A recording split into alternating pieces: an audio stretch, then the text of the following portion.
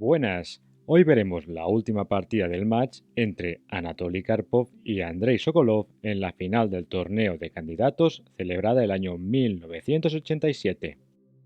En esta partida, Karpov empleó su defensa Caro-Kann de forma muy efectiva y neutralizó con nervios de acero la ofensiva de su rival. Sokolov llevaba las piezas blancas y abrió con peón e4, y Karpov respondió con peón c6, planteando una defensa Caro-Kann. Las blancas continuaron con peón c4, entrando en la variante llamada ataque Panov acelerado. Esta variante normalmente lleva a posiciones de peón aislado, ya que el peón en la casilla de 4 queda sin peones adyacentes. No obstante, en esta partida veremos una estructura de peones diferente. Tras peón c4, Karpov contestó con peón d5, luchando por el control del centro. Peón c por d5, peón c por d5 y peón e por d5. Las negras podrían recuperar rápidamente el peón blanco con la hipotética dama por d5, pero las blancas ganarían un tiempo a la dama con caballo c3. Por lo tanto, Karpov optó por la mejor opción caballo f6, caballo c3 y caballo por d5, recuperando el peón y evitando exponer la dama al centro del tablero. Sokolov continuó con el desarrollo tras caballo f3 y Karpov tomó una decisión importante jugando caballo por c3. Las blancas podrían responder con ambas recapturas de peón, d por c3 o b por c3. Sin embargo, dada la situación del match, Sokolov debía maximizar sus posibilidades de victoria. Por lo tanto, la opción peón d por c3 no sería óptima, ya que llevaría a un intercambio de damas minimizando las opciones de desnivelar la partida.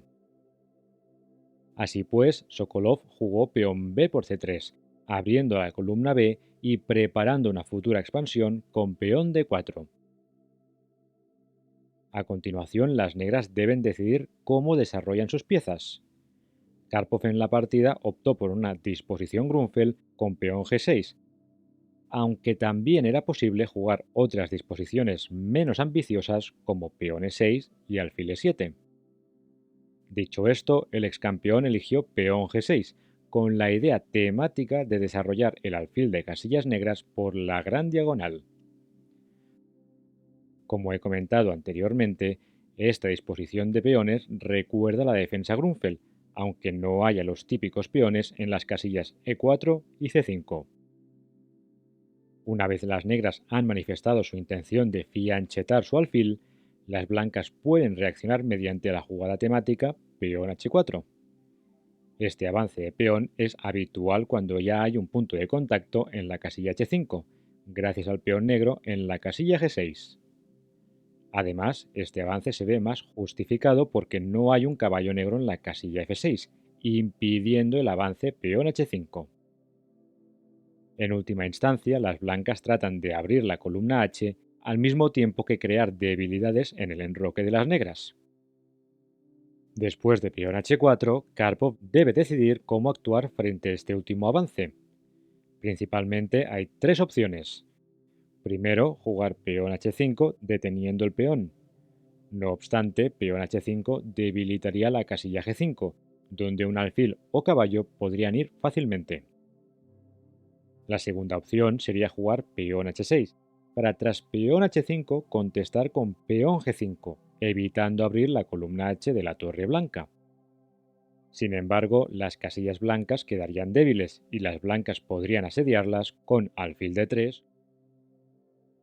Por lo tanto, Karpov optó por la tercera opción, que consiste en ignorar la amenaza, y jugó alfil g7, desarrollando el alfil en la gran diagonal. Sokolov continuó con su plan y contestó con peón h5, caballo c6 y torre b1, colocando la torre en la columna semiabierta b. Este movimiento es bastante habitual en este tipo de estructuras, ya que dificulta el desarrollo del alfil debido a que el peón en la casilla b7 está siendo atacado. Además, la torre abandona la gran diagonal, hecho que evita temas tácticos con el alfil en la casilla g7.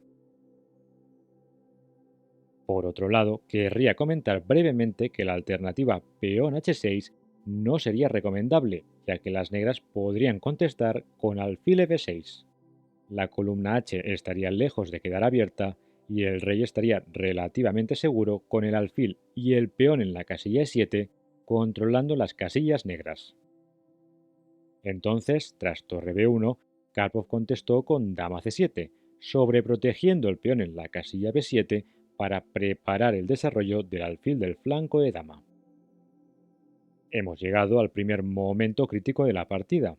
Sokolov debe decidir cómo organizar sus piezas, en especial los alfiles. En la partida, el aspirante jugó alfil A3, que es una jugada imprecisa que pierde la iniciativa. El módulo de ajedrez sugiere peón D4, creando un centro de peones tipo Grunfeld, y abriendo la diagonal negra para el alfil en la casilla C1. Veamos con algo más de detalle esta variante. Si peón D4, el peón en la casilla C3 podría parecer débil, por lo tanto las negras podrían jugar caballo A5 amenazando dama por C3 y controlando la casilla débil en C4. Sin embargo, las blancas podrían ignorar la amenaza con alfil D3, y si dama por C3 jaque, la jugada tranquila rey F1 sería buena. Aunque el rey de las blancas no estaría enrocado, ambas torres estarían cumpliendo tareas activas en las columnas B y H. Los alfiles gozarían de buenas diagonales y el rey de las negras no tendría una fácil elección en cuanto a buscar un sitio seguro. Bien, volvamos al inicio de la variante tras peón D4. En vez de caballo A5, las negras podrían jugar la más correcta alfil G4, clavando el caballo y poniendo presión al centro de las blancas. Sokolov podría haber respondido con alfil D3 y la hipotética alfil por H5 sería un error, ya que seguiría el sacrificio de calidad típico con torre por H5, peón G por H5 y caballo G5, amenazando dama por H5. Las blancas tendrían una iniciativa notable y la calidad de menos estaría más que justificada.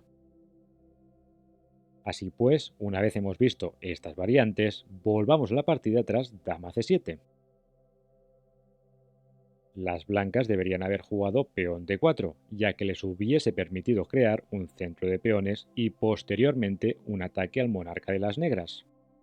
Sin embargo, Sokolov optó por alfil A3, una jugada que si bien desarrolla el alfil en una diagonal razonable, define el alfil de forma prematura. Muchas veces en ajedrez es difícil saber qué casillas son las ideales para cada pieza. De hecho, la respuesta depende de cómo juegue nuestro rival. No obstante, si nos anticipamos y jugamos alfil A3, abandonamos la posibilidad de que el alfil tenga un desarrollo rápido en la diagonal que apunta precisamente contra el monarca de las negras. Karpov siguió con alfil F5, atacando la torre blanca, y torre B5 colocando la pieza pesada en una casilla poco ortodoxa. Dicho esto, la torre blanca controla la importante quinta fila, y en un futuro ideal podría ir a la casilla H5 conectándose con su compañera en la casilla H1. Tras torre B5, Karpov jugó peón A6, obligando a la torre a abandonar la columna B, con torre C5. En este momento las negras jugaron la natural dama D7, desclavándose y manteniendo un ojo al alfil, en caso de hipotéticos torre por F5. Dicho esto, hubiese sido mejor torre D8, aumentando el control del centro y evitando que el salto del caballo en la casilla E5 ganase un tiempo a la dama.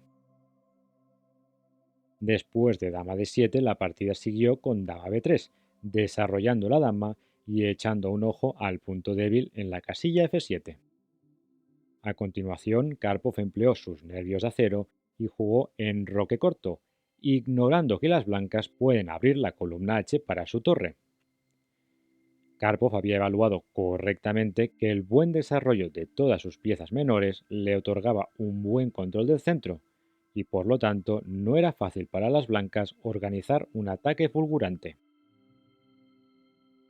Sokolov no dudó y contestó peón H por G6, abriendo la columna H para su torre, y peón H por G6, jugada única ya que el peón en la columna F está clavado de todas formas. Las blancas siguieron con alfil c4, que crea una batería en la diagonal blanca y aprovecha que las negras no pueden jugar caballo a5, ya que la torre controla dicha casilla. Aunque la posición de las blancas puede parecer amenazadora, las piezas de Sokolov están algo descoordinadas. El alfil de casillas negras estaría mejor en la casilla h6, eliminando el mejor defensor del monarca de Karpov. La dama de las blancas estaría mejor en la casilla f4, apoyando el alfil y con una vía directa a la columna h, para dar jaque mate en las casillas h7 o h8. Por lo tanto, el ataque de Sokolov parece algo artificial, hecho que le resta potencia ofensiva. De hecho, Karpov supo encontrar la mejor defensa con alfil f6, dejando la puerta abierta a la maniobra rey g7 y torre h8, luchando por el control de la columna h. Cabe decir que otras jugadas como torre a d8 o peón e6 también eran posibles. Tras alfil f6, Sokolov jugó peón d4, preparando un futuro salto del caballo a la casilla e5. Karpov contestó con peón b5, atacando el alfil d5, atacando el caballo, y caballo a5, ganando un tiempo a la dama enemiga. Hemos llegado al segundo momento crítico de la partida. Karpov tiene una ligera ventaja gracias a la mejor colocación de sus piezas frente a la disposición algo inhabitual de las fuerzas de Sokolov. En la partida, el joven aspirante continuó con dama d1, que es un error así como indica el módulo de ajedrez. La única jugada que mantenía a Sokolov en la lucha era dama b4. Veamos en más detalle esta variante. Tras la hipotética dama b4, las negras podrían jugar caballo b7, tratando de ganar la calidad. Caballo e5, atacando la dama, y ahora las negras tendrían que ir con cuidado. La única jugada que mantiene la posición igualada es caballo por c5, ya que tras caballo por d7 hay una jugada intermedia con caballo de 3 jaque, recuperando la dama.